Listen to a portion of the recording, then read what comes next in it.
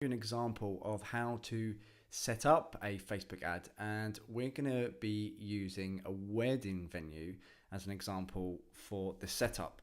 So this is the default screen that you'll see. And the first thing that we want to do, really, if you haven't got any audiences, don't worry about this one if you're new, is we're going to go straight into this bit here, into the location, and we're just going to target the location. So I'm just going to do this locally for me. And what you can do here is you can select the radius. So because this is a special occasion for someone, it's a one-time thing, well, for most people anyway, hopefully, is they're willing to travel. So unlike a local business like a bakery, this wouldn't necessarily be applicable and would be a waste of your time. So I've done 50 miles here, and also I'm going to target London because I feel that people here would also, especially who live here, have more income. So I'm going to go in here. Let's just say, for example, it's quite expensive around the outskirts of London too. So I could do, let's say 50 miles anyway, just for the sake of this. So it's also important here as well to select what you want. In this case, people who live in this location is going to be good. You don't want to get people who are traveling in this location who have recently been in this location because they might be on holiday or just traveling down to this location for the day.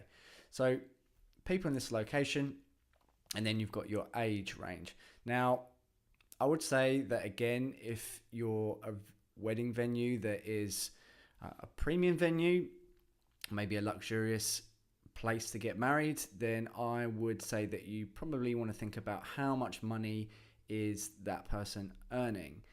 And although the parents can contribute, I would also suggest in this case that maybe they have an established job. So I'm going to keep this at 65 as well, because we've got to take into account people getting remarried as well. Now, at this point, we can see this here, our audience size, and you can see whether the audience is too specific or too broad. For us, this is great because we're bang in the middle, but we've got a potential reach of almost 10 million people. But obviously, this would not be a very good ad if we just ran this just how it is at the moment, because we want to target people who are actually engaged. There's no point in targeting people who are single, who are not thinking about marriage, or they're already married. So here, languages, just select the default. Is always easier. However, you can change it to a different language if you want to target a particular country. All right. And also as well here, this is where we can sort of go into our detailed targeting. So what we want to do here is make sure that we select whatever our ideal customer is, and we can go in demographics, interests, or behaviors. In this instance, we're going to go down to demographics, and the most important one for us at the moment is the relationship status, which is engaged. And you can see that this has gone down from almost 10 million to 230,000. Now, if you want, you can just sort of roll that ad out and see how that works for you. However, if you'd like to get more of a detailed targeting audience, you can do. You can also make sure that they are engaged, and they can include one of the following. So what I can do here is go into browse. I'm going to go back down to demographics again. I can choose education level. So maybe if somebody's got a higher education, they've got a better job. Could be a possibility. So I'm going to go into education level, and I can pick all the ones which I think would result in somebody getting a higher job. So you could put a master's degree, a professional degree, maybe, what else is there? Okay, and as you can see now, what happens is because you've got these detailed targeting lists, you've scrubbed a lot more people out. So you've got now a potential reach of 13,000. And you can keep going in You can even target specific job titles or industries. So for example, I could go back into demographics and I could go down to work, which is here. And in work, I can go under industries and I can pick the ones which make sort of the most money. So maybe IT, legal services. So you can do that.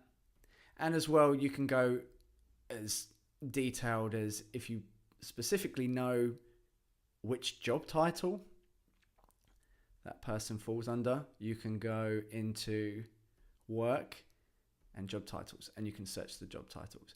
And you can do this for anything. You can do this for interests. So there might be a particular magazine that these people will look at, maybe a TV show that they follow, and you can put all of this in here. And you can see right now that's brought me back up into the middle, which is 16,000. And it's also given me here my reach, my daily results. So of about 768 to 2.8k people. And this is fantastic because these aren't just regular people that you're targeted, that you're just putting a normal post out on Facebook. These are people who have matched all of this criteria which you wanted. So that's the power of Facebook. And what you can do, and this is a little sneaky tip that I try not to give away, but it is so good, especially for generating some social proof, especially if you're delivering an ad to a cold audience, is you got this here. So you can target people who like your page, or people who don't, people who like your page, or exclude people who like your page. Maybe they're customers who've already got married or they've already been to your venue before, so you wouldn't waste your ad spend there. But here's a good one. Friends of people who like your page. And here you can add in the page that you want. And why this is so powerful is because with Facebook, when your ad comes up, your friends will also pop up that say who have liked that page. So essentially, if your friend has liked that page, they'll know about it and they'll be more inclined to engage with your ad because there's a certain level of social proof from people who they trust. And you can save this audience, so you can keep that there. And if you want to, just going up to the top again, you can, if you've already got a saved audience like we would have done here, you can use previous ones. So I've got some ones around here that I've used on previous campaigns, and you can run them down the bottom with different placements. So you can choose how you want your ad to be delivered.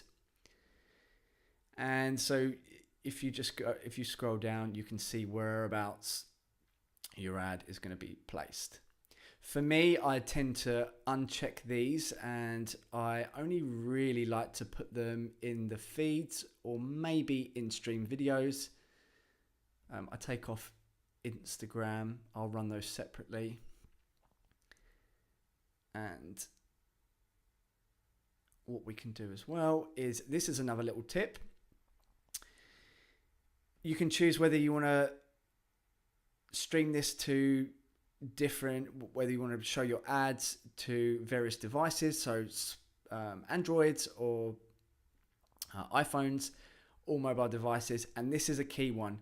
Tick this one, only when connected to Wi-Fi, because you have to think about, people are only going to watch an ad if they've got the time. And generally the people who aren't connected to Wi-Fi, they may be traveling to work, they haven't got the time, and there may be, if they're on their phone, it's to check a message or it's to look at an email or something important. But other than that, they're not going to spend the time wasting their data on looking at your ads. So only when connected to Wi-Fi.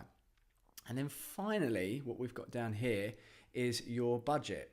So what you can do, you can set a daily budget or a lifetime budget.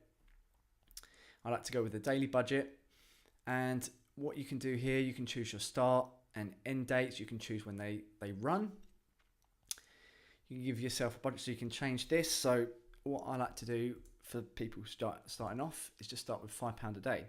Run it for about 3 days, and what you'll find here is that you'll get a good indication of how well your ads are running with about £15. And if it isn't running very well, then you can basically stop that ad, and you know that you have to change something. Remember, Facebook is all about testing. You're not going to get instant results on your first ad. And I think that's where people tend to mess up.